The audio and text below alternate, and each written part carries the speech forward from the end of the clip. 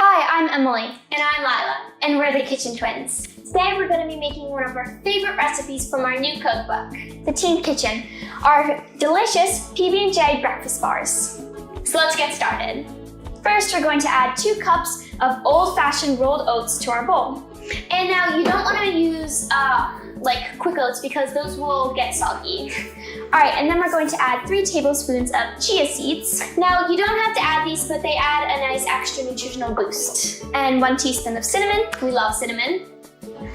A pinch of salt. And then we're just gonna mix up our dry ingredients here.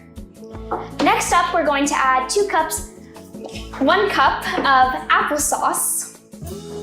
And you want to make sure this has no chunks, because if it has chunks, we find that it makes the bars a little bit more dry. Yeah.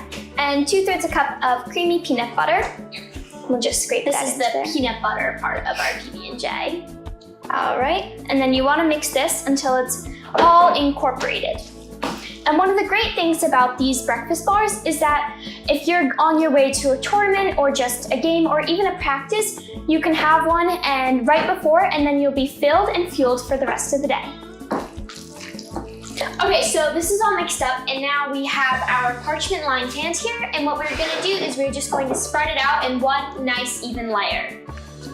And on top of that, this is like the jam part, obviously. You can add your favorite jam. We like adding either raspberry or strawberry, but things like grape and peach work as well.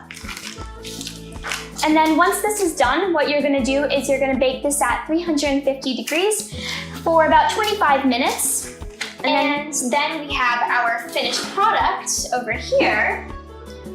Ooh, look at this, absolutely perfection. We like it more than actual PB&J sandwiches. All right, and what's super fun about these is that if you don't want to get messy in the car, you can fold 2 of them up like this for easy traveling.